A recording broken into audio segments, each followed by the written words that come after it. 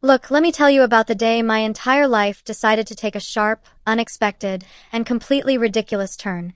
Welcome to African Stories, Folktales and Jokes. Today's story is called, "The Man I Defended as a Lawyer Is Now My Husband." It was a Tuesday. I remember because Tuesdays have a special talent for being aggressively mediocre. The air in Lagos was its usual thick soup of humidity, hope, and petrol fumes. I, Chidinma Okoro, was a fresh, starry-eyed lawyer. My wig was so stiff and white it could have been used in a detergent commercial. My shoes were so tight I was pretty sure my toes had become one single painful unit. But my pride. Oh, my pride was taller than the third mainland bridge on a good day. My boss, Senior Advocate Adebayo, a man whose head was so bald and shiny I sometimes used it to check my lipstick, called me into his office. He was chewing cola nut like it had personally offended him. "Chidinma," he said, bits of cola nut decorating his desk like confetti. "I have a case for you. A simple one. Don't embarrass the firm." My heart did a little salsa. My first criminal case. This was it. The moment I'd been waiting for. I'd watched Suits twice, back to back. I knew all of Harvey Specter's best lines. I was ready to be a legal goddess. "What's the case, sir?" I asked, trying to sound bored and brilliant at the same time. "Generator theft," he said, waving a dismissive hand. "Man accused of stealing his neighbor's generator. Open and shut. Just don't let the client cry too much in court. It's bad for optics." I floated out of his office on a cloud of self-congratulation. Generator theft? Please. I had this. I was basically already a judge. Then I met my client. The holding cell smelled like despair and cheap sachet gin. And in the middle of it all, sitting on a wooden bench as if it were a throne, was Cunnel.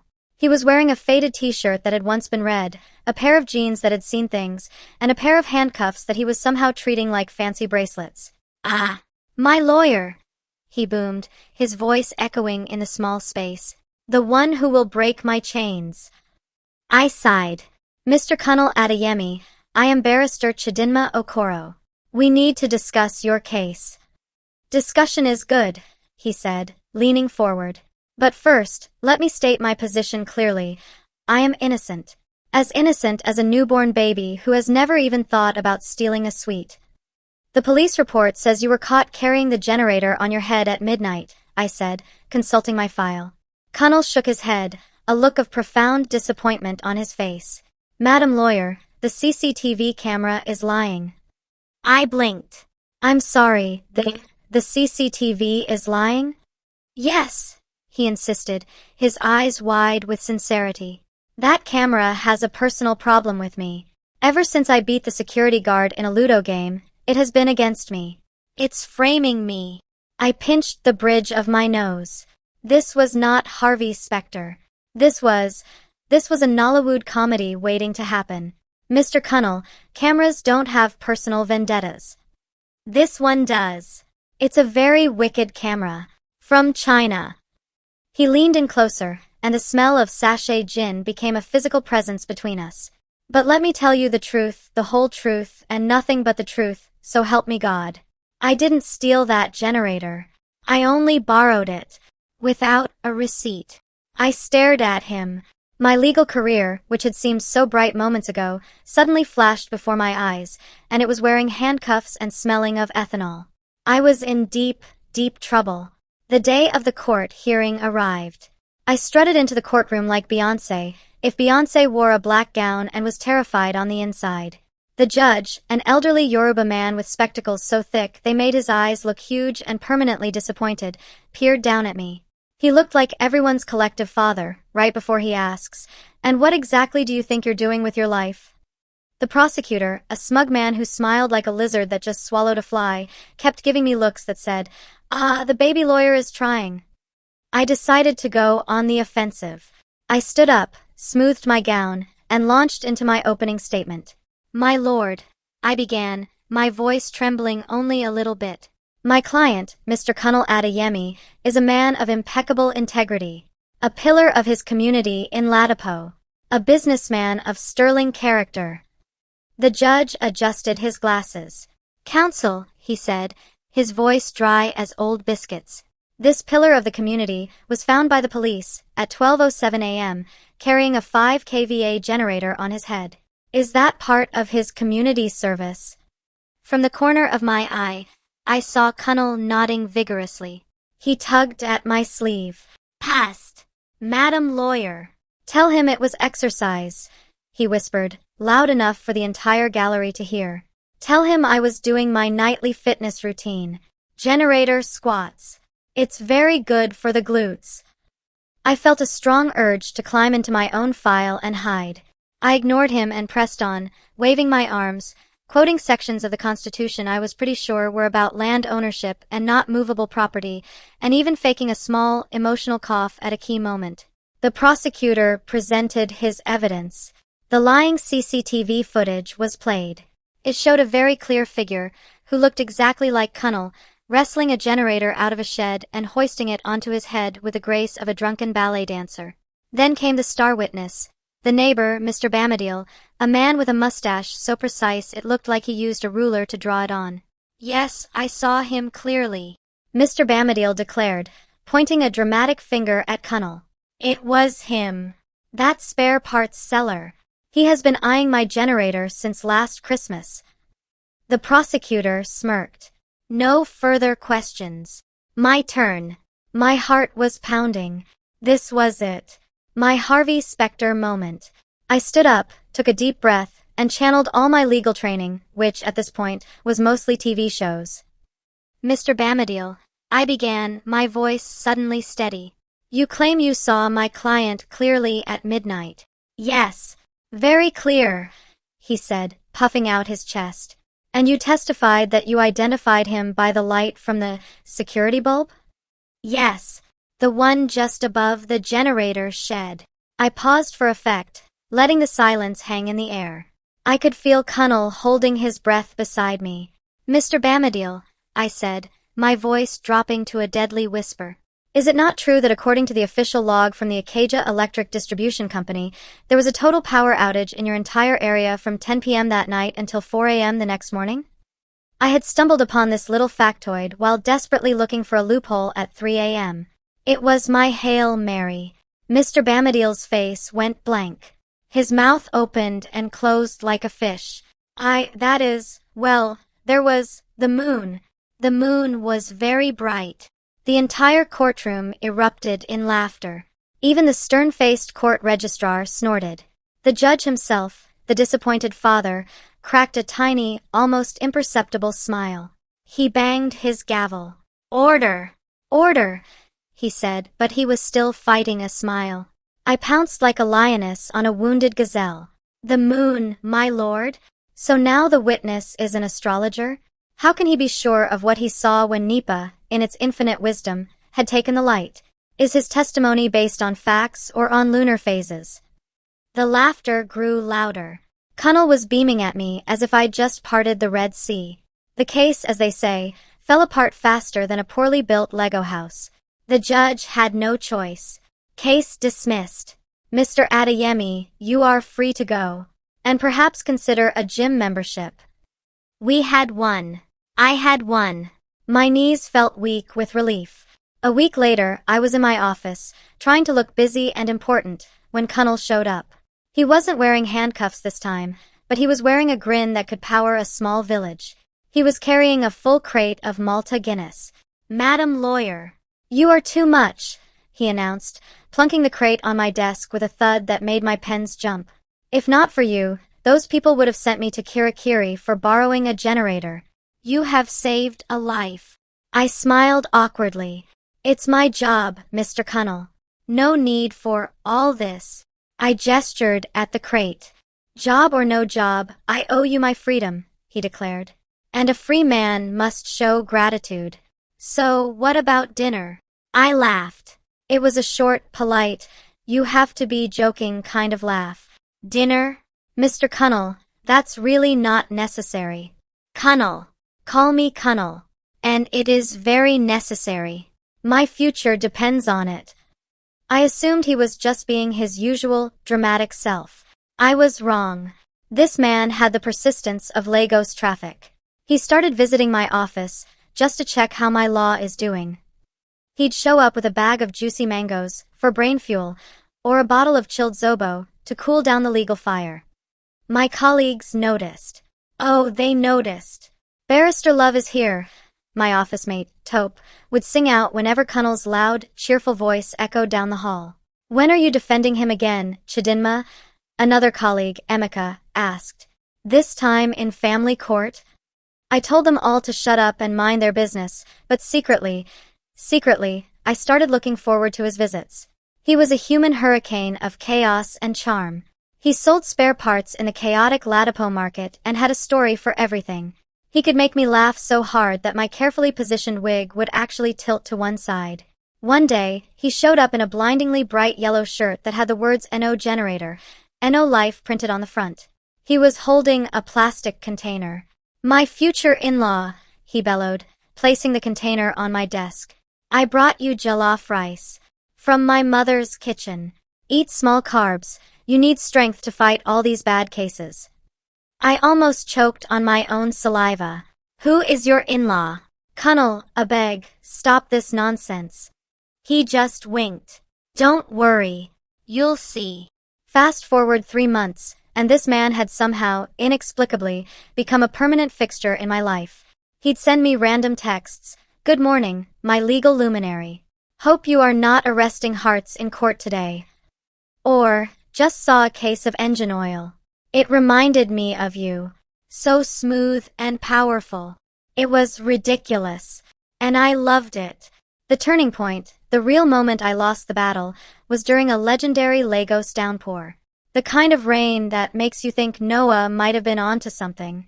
My ancient Toyota Corolla, affectionately named Never Say Die, decided that this was the perfect moment to finally die. It sputtered, coughed, and gave up the ghost right in the middle of a flooded road in Oshodi. I was stranded, frustrated, and soaked to the bone. I was about to call a tow truck that would probably cost me my entire month's salary when a familiar figure emerged from the sheets of rain. It was Cunnel, wearing nothing but a vest and a pair of rubber slippers, drenched and shivering but wearing the world's biggest grin. Barrister, he shouted over the roar of the rain. What happened? The car has committed an offense. It's broken down, Cunnel. Just go, you'll catch pneumonia. Pneumonia? For my lawyer? It's a small price to pay, he declared. Don't worry. I will push it. And he did. This crazy man, in the pouring rain, started pushing my car towards the roadside. I was inside, steering and crying a little bit, watching this human lunatic sacrifice his health for my useless car. When we finally got to a safe spot, he was panting, soaked, and covered in mud. You see, he said, leaning against the car window, his teeth chattering. If I get pneumonia, you will have to defend me in the hospital. Pro bono. That was it. I was done for. I lost that battle and the war. We started dating. I kept it a secret from my colleagues, of course. How do you explain that? Yes, I'm dating the man I proved wasn't a generator thief, even though he totally was. It's not a great conversation starter. Telling my mother was its own special kind of courtroom drama. Chidinma, she yelled, clutching her chest as if I'd told her I'd joined a cult. So out of all the fine lawyers, doctors, and engineers in Lagos, you have chosen the one who was arrested for generator? Generator? Mummy, he was acquitted. He's innocent. I pleaded. Innocent. My foot. Innocent people do not borrow generators at midnight without a receipt. What kind of borrowing is that? Is that how he will borrow money from your account? But Cunnel, being Cunnel, launched a full-scale charm offensive on my mother. He showed up at her house and fixed her faulty fridge for free. He washed her car until it sparkled. He called her mummy-law and brought her the best fried plantains in all of Lagos. Within a month, my mother, the same woman who had threatened to disown me, was packing extra jollof rice for him to take home. It was a miracle. A loud, chaotic, jollof rice-fueled miracle. Then came the proposal. Cunnel told me we were going to a client appreciation dinner for one of his big spare part suppliers. I believed him. I wore a nice dress, but nothing too fancy. We arrived at a nice restaurant in Ikeja. Something felt off. The place was suspiciously empty for a Saturday night.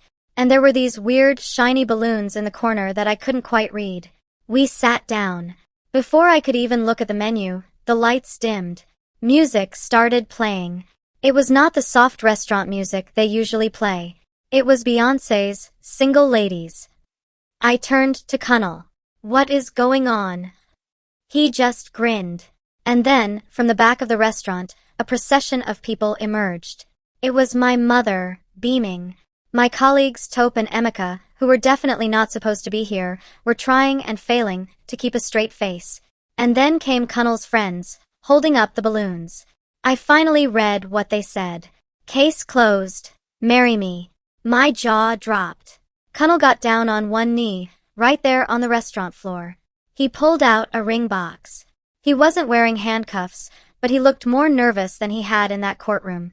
Chidinma, he began, his voice, for once, not a boom but a soft, earnest plea. My madam lawyer. You fought for me when no one else would. You believed the CCTV was lying even when you knew it was telling the truth. You saved me from prison. He took a deep breath. Now, let me save you from loneliness. Let me be your client for life. Will you marry me? The whole restaurant, which was now clearly full of our friends and family, erupted in applause. They were clapping like trained seals. My mother was crying. Tope was whistling. Reader, I said yes. What else could I do? It was the most ridiculous, over-the-top, Nollywood extravaganza of a proposal, and it was perfectly, completely Kunnel. Now, 2 years later, we're married. The irony still cracks me up on a daily basis. Whenever people ask how we met, Kunnel puffs out his chest and says, she defended me in court, pro bono. He leaves out the generator theft part unless he's trying to be extra funny. Then he adds, with a dramatic sigh, from that day, I knew if she could fight for me legally, she would fight for me emotionally. I just roll my eyes so hard I'm surprised they don't get stuck. Marriage to Kunnel is like living inside a permanent, high-energy comedy show. He keeps joking that if I annoy him, he'll report me to the EFCC for stealing his heart. The man has no chill. We went for premarital counseling with our pastor. When the pastor asked Kunnel about his intentions, he said, with all seriousness, well, pastor, I used to be her client. Now, by the grace of God, I'm hoping to become her life sentence. The pastor laughed so hard he cried. Last Christmas, our neighbor's generator went missing. It was a whole drama. The neighbor was wailing. People were gathered around.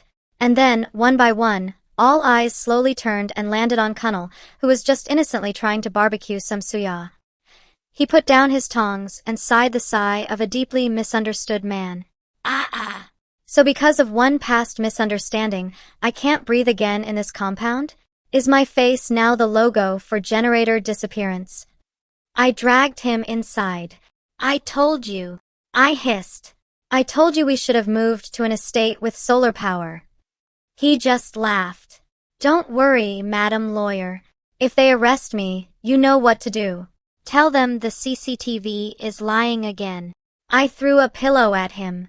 But truth be told, I wouldn't trade him for all the well-behaved, generator-owning, never-been-arrested lawyers in the world.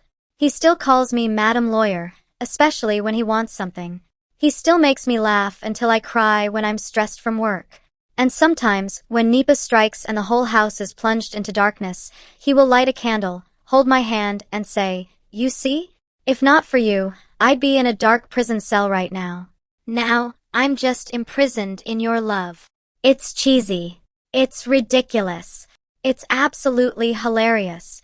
And I throw a pillow at him every time. But secretly, I'm always smiling. Because somehow, between the courtroom drama, the lying CCTV, and the borrowed generator, I found my own forever client. The only man in history who could turn a criminal case into a life sentence of love, laughter, and completely unnecessary drama. And I wouldn't have it any other way.